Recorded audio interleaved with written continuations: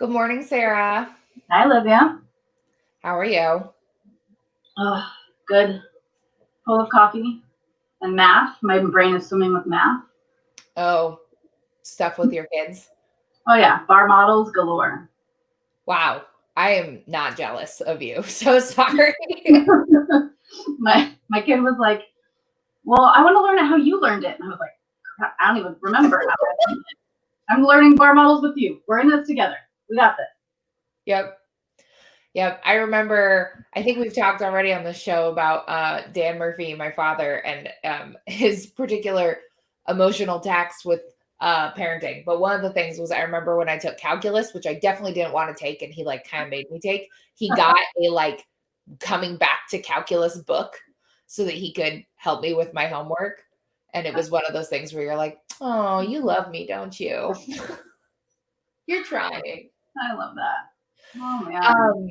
So speaking of school, this Yeah. morning, Sarah and I are really excited to have another guest on our show. We have Ren Johns from PDX Waitlist, and Ren is just like Portland's go-to childcare guru.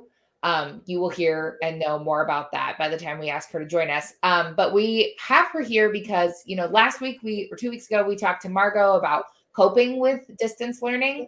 And now some things are changing. So we're going to ask Ren to tell us what those things are and like how much longer are we going to have to cope with distance learning and all those pieces. So let's have her come and join us. Yeah. All right. Good morning, Ren. Hi. And as a former high school math teacher, this conversation before I was joining just super warms my heart. I just love it. And I was like, oh, I'm definitely going to be Olivia's dad. So let's start for me. I'm so grateful that I like math because it's made this part pleasant. The French, I don't speak French. And so when she has French questions, that's difficult. But the math, that's a gift everybody can give their kid of, even if you don't love math, sort of faking it till you make it and helping diffuse this sense of that we have culturally of math is hard and impossible and only eggheads like it, etc. So good on you. And I get why there's other complications if you're not a math teacher, but good on you for doing that. And hi, thanks so much for having me to talk about school and childcare and all the things. It's such a complicated time right now, isn't it? Yeah, totally.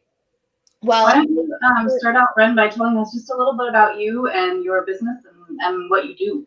Sure. Well, I'm Ren.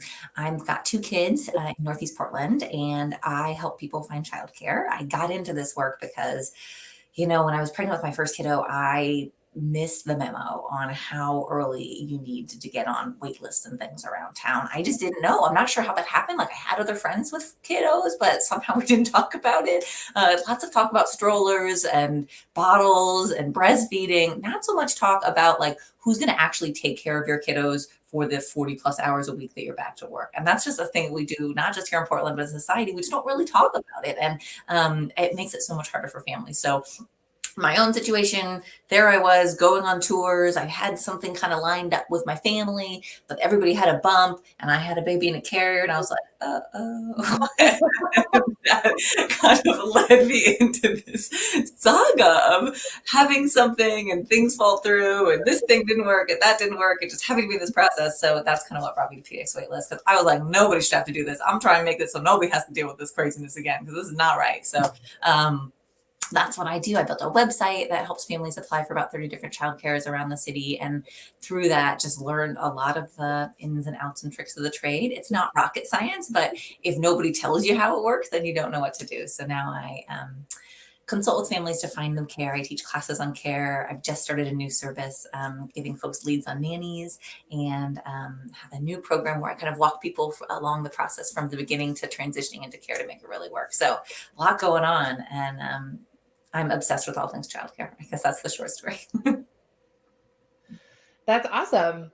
That's great. And, I feel like since this pandemic has started, as an avid PDX waitlist follower, I definitely have been going to you for the most updated information on what's available for childcare, what's happening with schools.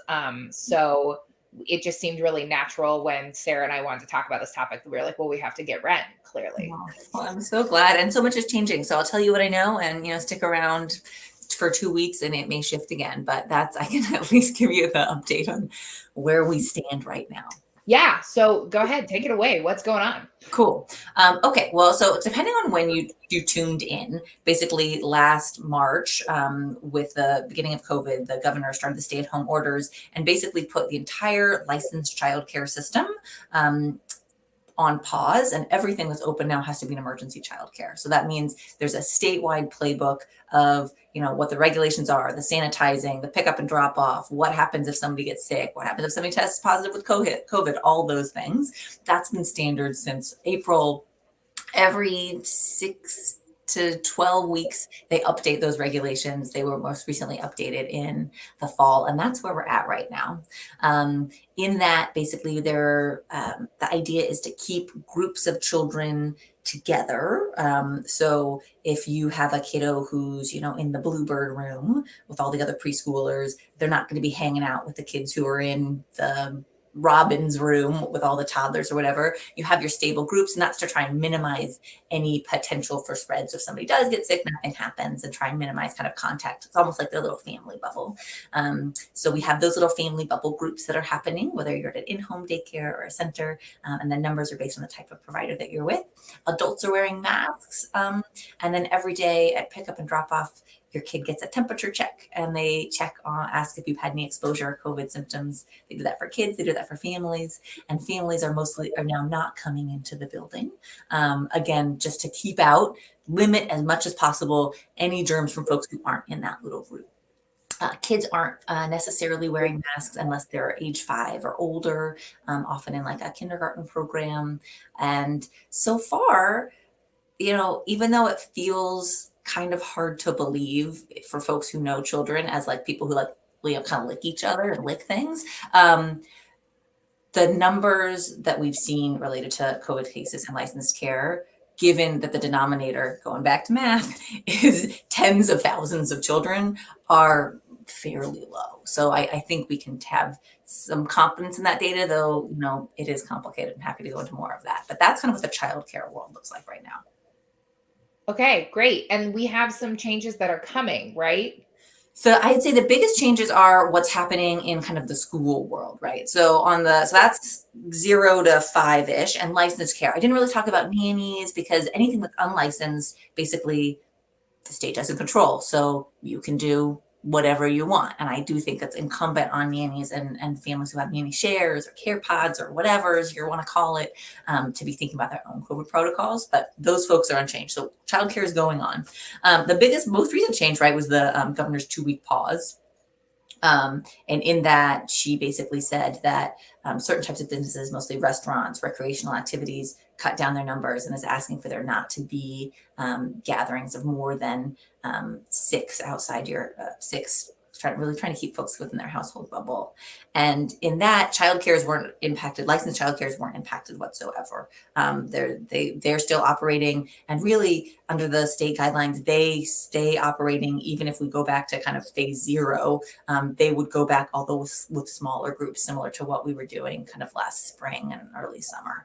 But theoretically, childcare should be, stick around in COVID, things always change. But theoretically, there should be no change to the childcare. Whatever happens this winter, you should still have childcare, because there's just a recognition that it's really freaking hard to work and watch your kids at the same time. And what folks might have been able to do for a few weeks is not really sustainable to do for months and months and months on end. So yeah. So sorry to interrupt. Let me ask. I heard you say if we go back to a phase 0, it could get smaller groups. So does that mean that we're going to have some people who won't be without care if these groups are shrinking, right? If you're in a third group of 10 and they've got to go down to 6, that's we would stick with the smallest groups would be groups of 10. Right now, there's 2 kind of situations, like preschool can be up to groups of 20 and school age can be up to groups of 20. So there would be a possibility that some folks who had care might lose care. Again, I don't know that we would go back to baseline, but that is a possibility. The other thing on that side is a lot of childcares just aren't full right now. because for families, for various reasons, their job situation has changed. They're working from home and working fewer hours, so the expense doesn't make sense. They don't feel comfortable. They have family risk factors. They don't feel comfortable sending their kids. A lot of childcares aren't full. So I don't necessarily think that every place that would mean that like tons of kids are getting kicked out, but it could happen if we go to phase 0. And are we going to do that? I don't know. So that is a possibility that would mostly affect kind of preschool age kiddos. Okay. And what about school? What's happening with school? So school, right? There's been a set of metrics around reopening that the governor set, and that has to do with kind of the number of cases in a county, and that gets like a little complicated if you're in like a large population, low density county around the state or whatever. But for the purposes of like folks in the metro area, mostly there's some pretty clear benchmarks that before had been, you know, we kind of come close in early September to meeting, but that 30 or fewer kids we never quite gotten to. So the governor did relax those benchmarks and made it possible for kids to not just K3 to come back, but K5. However, you have to have a positivity rate of under 5%, a test positivity rate of under 5% for the county for kids to be going back. And then like between 5 and 8% is hybrid. And we are at 10 or more % right now in our county. So we are not close to that. Washington County and Clackamas, which for a minute were kind of close to that. They are not close to that now. So it's most folks in the metro area have basically said we're waiting until the end of the semester, which would be around the end of January, to bring kids back. So that's kind of where I think in this place where for a minute it looked like Clackamas might be able to do something different, but that changed. So I think right now we're in this space where we're kind of waiting to see what happens with the virus. And that kind of goes back to the governor's 2-week pause and to see how successful we can be in bringing things down. That's the space we're in.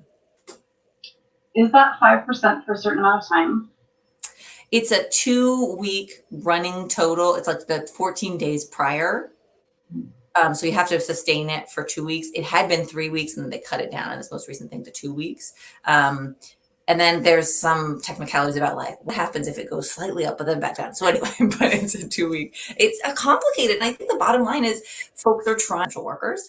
I think the question is if you've got a share or care pod where you've got 5 or 6 kids and maybe there's a nanny and then, you know, you have families in that mix. What does that mean in terms of the gathering requirements that the governor's put in place? And I think, you know, technically like they've been really explicit that the care pod police are not coming to book you or anything. They're not going to bust up your share, but it kind of, it goes back to like, what's the spirit of this thing? And the spirit of this thing is limiting your contact with things, with activities and folks who are not essential to doing and running your daily life. Now, I get that childcare is pretty dang essential. So I'm not saying people shouldn't have care pods or whatever, but if you are in a situation where you have a large number of folks, to me, it's a moment to say, could we split this into 2 for a little bit? What are our COVID protocols as a group? Are grownups wearing masks? Are kids wearing masks? You know, when we look at the research that says childcares are not having the spread we would expect, some of that's because they're doing a lot of stuff to mitigate that. So I think care co-ops, care pods, whatever, have a wide variety of approaches they're taking. And if that's not something that you're doing, it's time to really tighten up on that. And if you're not having really explicit conversations with that group about, you know, this is our bubble and this is our exposure, and really everything else besides groceries is a no-go, then it's really time to get there with your bubble, because otherwise we contribute to the spread and that doesn't help anybody and doesn't put you in a situation where your kids can finally go back to friggin' school, right? So yeah. I'm going to ask for some clarification on something you just said, which is not seeing a lot of transmission from daycares. So are we seeing any, like, do we have any numbers on that? Yes. And there's actually, since mid-July, there's been a weekly report. The Oregon Health Authority puts out a weekly report, and there's a childcare section in it. So since mid-July, we've been capturing that data. I would say we didn't see a lot anecdotally before then, but now we just got a lot clearer to childcare providers that needed to report that to the state and some other things. So I will say there are, just like, get our heads in the right space around this, there are thousands of childcares open, and there are tens of thousands of children in care. Right. And this week on the report, there are 12 places that have 2 or more cases of COVID, and one that has fewer than 16 kids. So definitely, you get to enough spread in the community and people are going to just show up with COVID, right? Like that's just going to happen. And especially as we're around 10%, that does happen. I think the good news is, other than a handful of incidents, we're not really seeing something where that one turns into 15 or 20 cases that it really comes to an outbreak. That has happened in about 4 child cares throughout this whole pandemic here in Oregon. But again, thousands of child cares, tens of thousands of children. Right. For really rare. So there's definitely been a lot of cases. I think it's a tribute. It speaks to the work providers are doing, that the sanitizing, the masks, that's working.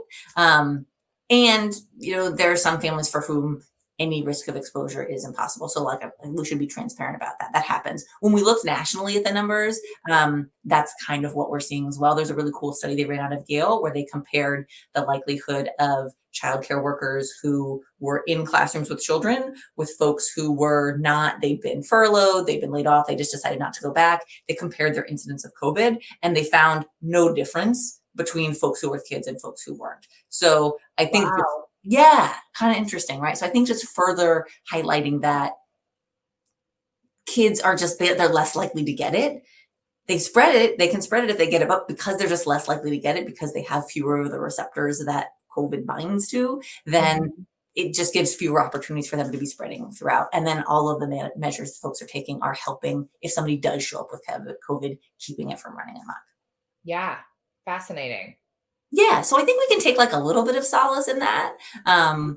But again, I totally get, for some families, any potential exposure is no good, and that's fine. I think those families are just not a good fit for group care right now, and should be finding a nanny or making it work themselves. Just knowing that with your nanny or your care bubble or whatever, you have to similarly be making sure that everybody's being really careful. Yeah. I'm so curious if that's going to be the same with the older kids. I just don't know. Is there a certain age at which those receptors change? Is there a certain level that, and there's just so many of them when you put them all into a big elementary school building, right? And there's, spaces and it's hard. Again, the data, so I can tell you what the data says, and I can also tell you that the data is imperfect, right? So that's what makes it complicated. So, when you look at the data of elementary schools around the country, around the world, places where children have come back, whether cases were going up in the community or not, they're not finding elementary schools to be this huge hub that sets off a chain, right? If you look at the data, and actually on that same Oregon Learning report, the same OHA report, they actually report school cases, and there's 1 or 2 cases among staff, because certainly there's a bunch of kids in Oregon who are back and have been back to school since September. There's 1s and 2s and I think 4s of folks at a school site who have it, but we're not seeing, again, the big outbreaks there. So that's heartening. And I think that's why the governor is doing some of the relaxing of the measures. And, we don't have a national system for tracking that data. Much of it is self-report. We have gaps in our ability to do really robust contact tracing. So, it's tricky that way. So I'd say all the signs seem to point towards, again, especially kids in elementary school. I don't think I think all bets are off when we get to middle and high school. But elementary school, it seems like there hasn't been the spread, again, that you might think. And again, a lot of those schools, I don't know if you've seen them, there's the desk with the little cubbies and the masks for kids. And so it's not school the way it looked before. But we've seen more positive data. But again, like everything in this time, I don't know that we have all the data that we quite want, Yeah, truth. Oh my gosh, sweaters for 2020. We don't have all the data we want. I don't know. What would you do, Sarah? Would you send your kids back? Man, I mean, no, because for our family, I can be here. Right. I've sort of just written off the French immersion piece because our kids are at a charter school. And that was kind of just icing for us anyway. It kind of sucks that we're still trying to do some French because that's really hard at home in a non-French speaking home. But like the English and the math and the health, all that stuff. I mean, it's working. I'm here. I get to do that. But I have friends who they have had to lower their hours so they can be home with their kids. It's hard to know, but I don't think I'm there. I'm happy that we're waiting until January. Yeah, this feels like it would be an especially tricky moment. There's tons of essential workers who, don't qualify for the subsidies that we have to support childcare. Their hours don't really cover the price of care. I mean, there's a lot of folks who are being squeezed. There's a lot of folks who had to quit their job or just it's really hard. So yeah, I get where everybody's coming from on this. And I think that's why the data being sort of positive, but maybe not as robust as we might like. I don't know. I think that makes it tricky. I think also, I'm not sure that we'll be in the second group, but right. It's hard to know. Yeah. I just can't get the picture in my head of the care pod jail. Yeah. Imagine just the kinds of people that would be filling out that jail. It feels like it might, it would be a different kind of a thing. Like a childcare speakeasy, you open a bookcase and there's a preschool classroom in there. Play-Doh abounds.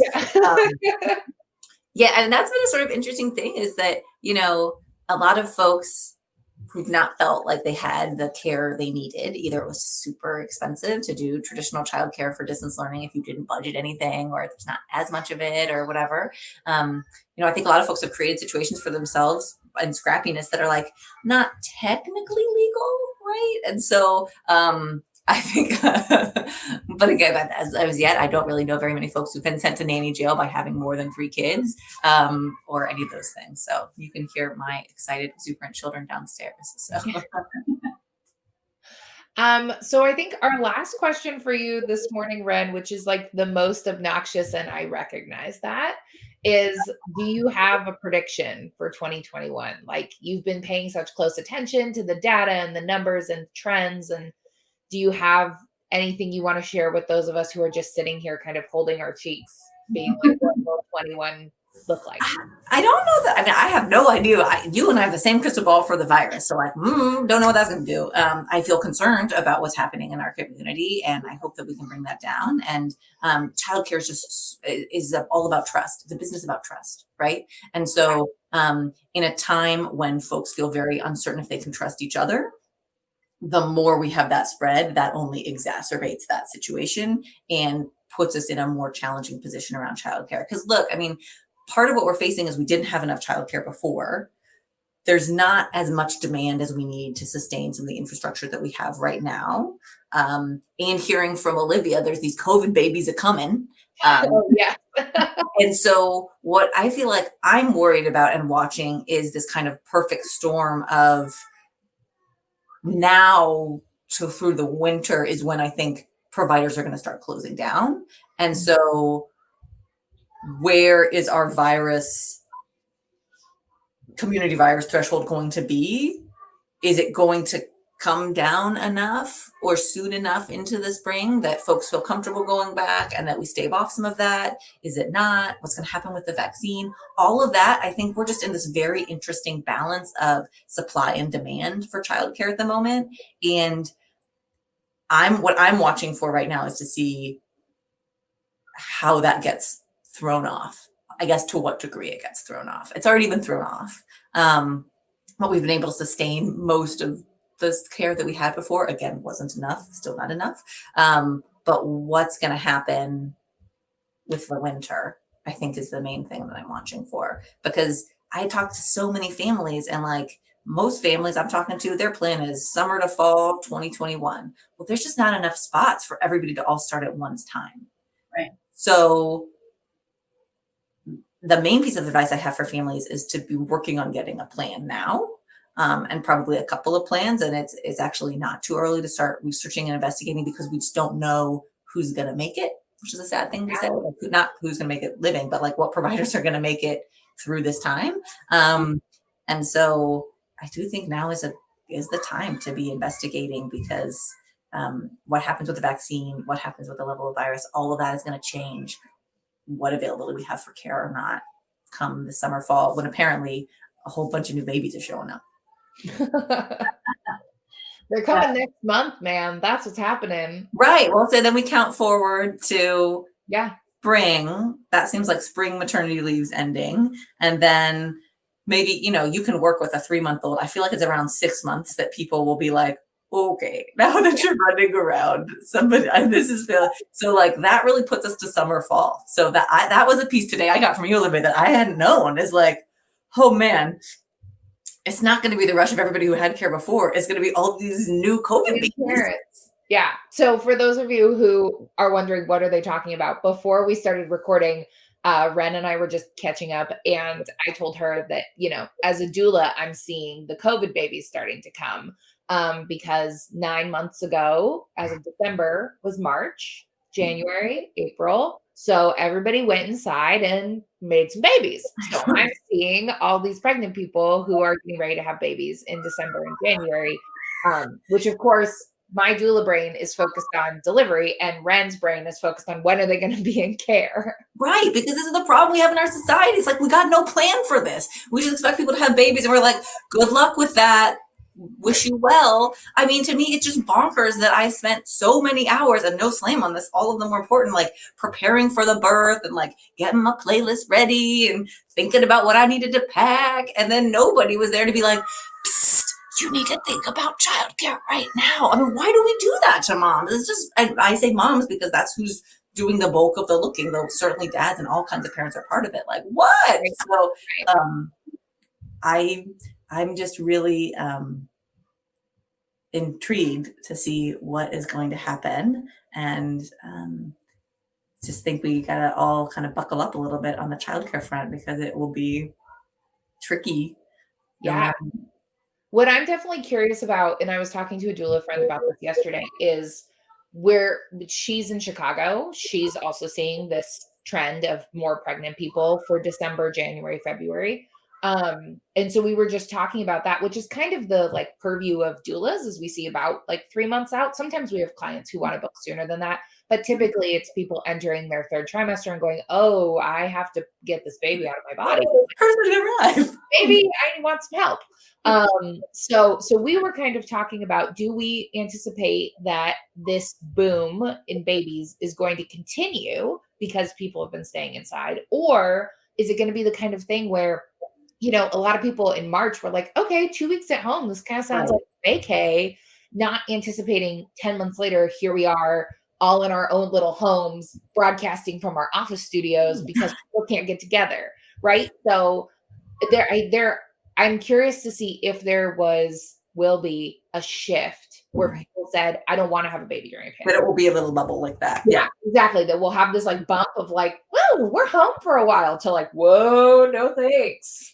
Well, especially, I mean, in the research of the past week, there were some scary headlines, but maybe they don't need to be so scary. I mean, I think that's just this whole piece around going back to the math component.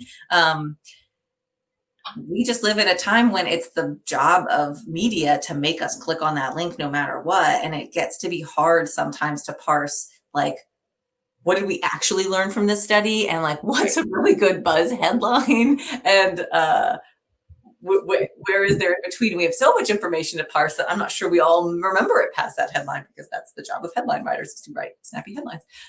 So I think that's going to be really interesting, Olivia. So yes, I don't want to freak you out about like the complete demise of the childcare system, but I do think if you are in that bubble, if you have a baby coming basically winter to early spring, which to me feels like would be that set of folks who are like, okay, we're going to do this and we'll get to summer and our lives will return.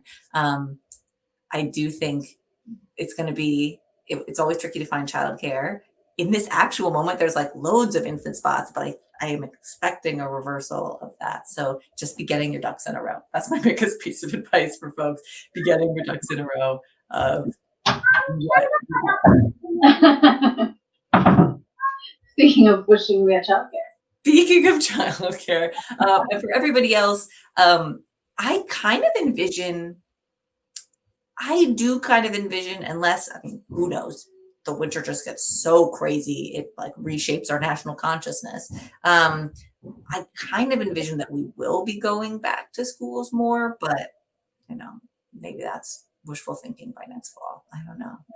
It's a little bit hard to imagine multiple years of this, but then again, it was hard to imagine more than 3 or 4 months back last spring. So yeah, who knows?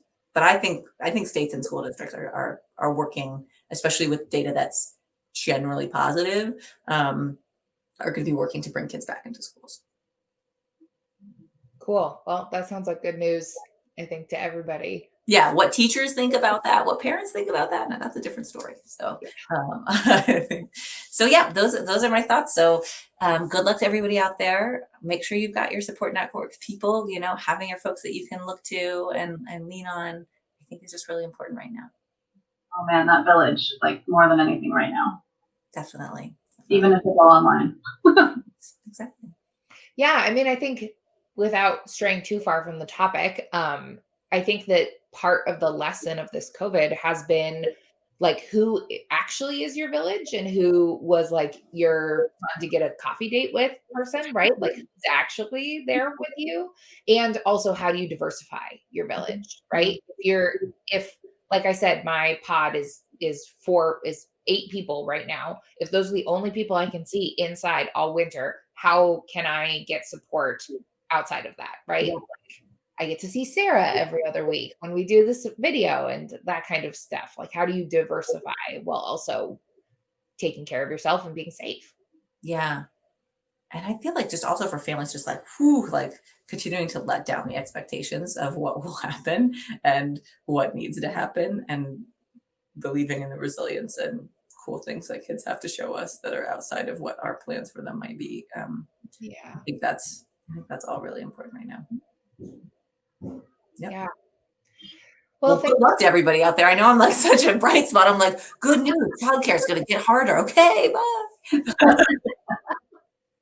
Well, I mean, I personally really appreciate the tact you take with this information, like being very data driven. That's always, especially as a doula, that's always my goal, is just to like start with the evidence and move to priorities based on data, right? That's what Emily Oster says in her book, is like decision making based on data, and then you adding your priorities to it. So that's just what we want to offer families. Yeah. And that there's not a really right decision around childcare right now. I mean, every family, there's just so many permutations and things going on in your family life, that factors that might or might make different things a right or wrong fit for you. So that it really does need to be an individually driven decision. And how can we get people information to take it out of this like a complete fear space, so that we have whatever information, as imperfect it is, that we have to work with. I think that's really important. So glad to be a part of that conversation with you all. Can I ask a last minute question that just popped in my head? Ooh. So one of my favorite things about COVID has been that it has like spurned this like innovation and this like creativity that has changed a lot of different business models and things, like the parent trip for one, right? Like we were an entirely in-person event, and now here we are doing all kinds of online stuff, and it's worked out really well.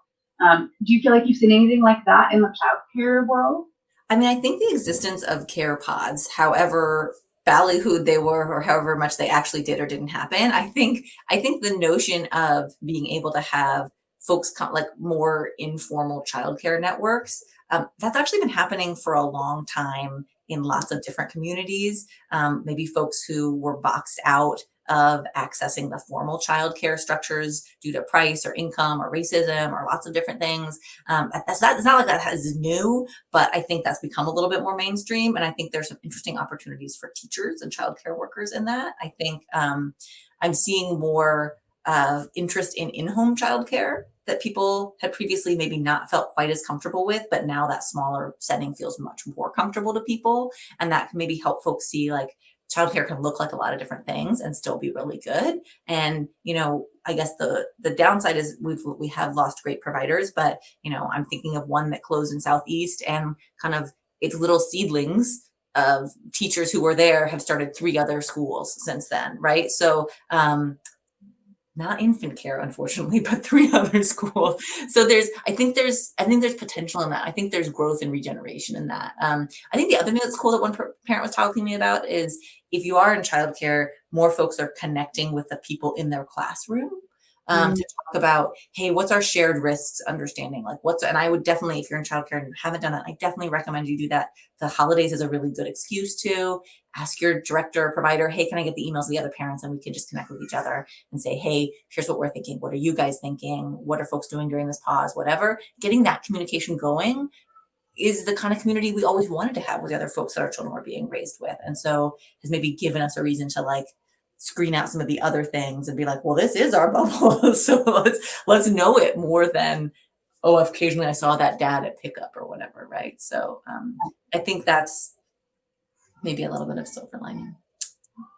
And for me, it's good an opportunity to think more about nannies, which has always been kind of out there, but I haven't gotten to do as much around. So that's been kind of fun to get to just learn about that world. Awesome. Good question, Sarah. Way to bring it positive. That's Sarah's role in my life. Sarah just brings me back to the positive. I'm the rain cloud and she's the sunshine in the preparing. And I would be remiss if I didn't say that I think we have something really cool on the horizon in our community with Preschool for All and creating a system where there's going to be access for way more kids to high quality care. So that's a long rollout. That's not coming tomorrow, y'all. So like we need to like know that in our heads, but that is going to be a like bright light that will stabilize our childcare industry. And that I think will really give so much value to families. So wait for it. It's coming. It's going to take a while, but that's because good things are worth the wait. Right. So that's, I think, a huge, huge win for our community. Yeah. Awesome. Okay. Well, thank you for joining us, Ren. Thanks. Yeah, absolutely. Yeah. I'm glad we ended on a good note. This is a great idea. Woohoo! Yeah, thank you guys so much, and always happy to talk childcare with you or anybody. And folks want to have a conversation more, you can follow me at PDX Waitlist on Instagram or Facebook, or join my free group on Facebook where it's like me and 1,100 of my nearest and dearest talking about finding childcare. So if you want to dig into it, come find us in Finding Childcare in PDX. Cool. Perfect. Okay. Thanks, everybody. Bye, guys. Bye. It's Ren again. So I just thought I would connect with you in these shifting sands of times of COVID, a little bit about the governor's most recent freeze in childcare. So once again, the governor's freeze exempted childcare, and it actually says in the governor's language, I've seen it written in a few different ways in different newspapers, but it says in the language childcare, they are exempted, and this is the reason because that they are following extensive guidance from the OHA and the Oregon Health Authority around ways to be in operation. So I've had some kind of that continued question from families about nanny shares, especially since this version of the freeze got a lot more explicit about 2 households, 6 total people. She's going to send out the state police, all that business. So as an exempt childcare, as we know, licensed childcares are exempt. My belief is that unlicensed, certainly licensed exempt childcares, and probably nanny shares are included in that as well. But I think a really key piece of that goes to this notion of why that we found childcares to be successful, and it goes back to that guidance that it's related to childcares following the Oregon Health Authority protocols. So if you are not doing that in your share care pod cooperative bubble, whatever you're calling it, that's your childcare setup, if you aren't following those guidelines, then I suggest now that you really get on that, because again, to me, that's what they are pointing to as the reason why childcares are able to be operating during this time. So if you have any whiff of a doubt about whether or not you would be allowed to continue, I would definitely be following the guidance. You can find it on the ELD website, and I'll make sure the good folks at the Parent Trip have that to link in the notes or whatever we have for this. It's a 63-page document, so that is quite long, but many of those sections aren't applicable, right? You don't have to worry about the pickup and several of the things that are really meant for larger scale programs in yours, but some of the really core ones are around adults wearing masks, kids 5 and older wearing masks. Certainly many childcares, not all, I'd say it's kind of mixed, but certainly many childcares are having kids too, but especially the preschool room and up wear masks. So that's something that you might consider, whether or not that's something that's viable in your group, especially if you're in a school age group. Really thinking about that daily health check. So when folks are showing up at the door, everybody's doing a temp check, everybody's being asked, have you been exposed to COVID? Again, really emphasizing that notion of people continually thinking about who's in their circle, and if they're not there, being out. And then I would say especially what your exclusion protocols are in your group. So for my small little nanny situation, we have a really intentional plan around, if anybody has COVID-like symptoms, you quarantine unless you have a negative test. If you've been exposed to somebody, you're quarantined for 14 days. There's a very clear exclusion chart from the ELD that I recommend folks use, because again, that's what the Oregon Health Authority, with all those folks who are super knowledgeable about public health, found to be the measures that are helpful. And in our research, it says that those measures that childcares have been implementing have been helpful. I'll let you figure out what the right sanitizing protocols are. There are certainly numerous ones in the ELD guidelines, but I think those key areas. Oh, and the last one is around that pickup and drop off is happening outside, that parents, folks who are not already in the building aren't coming in. So depending on how your share care situation works, I think that's the idea of, adults not they're being just minimizing the adult contact with the kids outside of the caregiver.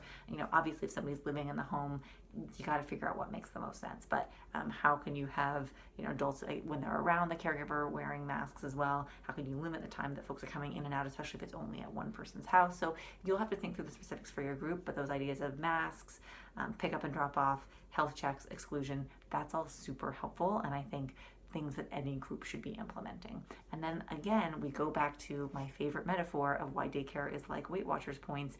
And not that I'm pro Weight Watchers in any way, but if you're using up all your points of your bubble for daycare or nanny share or care pod or whatever you're calling it, right? That is your bubble. You don't get to have like an extra bubble outside of this involving some other folks too. Right now in particular is the time we need to be limiting those bubbles, making them small as possible, and being really that's where you're spending your points. You don't get to have the fries and the pizza. You don't get to have the other friends or the meetups in the park or see relatives on Tuesdays. That's not for you. Right now you're just focused on keeping that bubble and your caregiver safe. So stay safe out there, you all. Let's try and bring these numbers down so we can support our community, keep our hospital capacity available, and get through this. All right. Let me know if you have any more questions, and be well. Bye. Beep, beep. Beep, beep. Thanks for watching. If you liked our channel, please make sure that you hit the button at the bottom and subscribe so you don't miss any other videos we have coming up. If you want to know the moment we post, hit that bell to notify you. Ding, ding. We're also on Facebook and Instagram. At the Parent Trip PDX. And we have a Patreon that we'd love you to check out. We do all of this for free. We love to support you. We love to share all these resources. But it would help us out a lot if you came and gave us a little support so we can keep doing what we do. Thanks.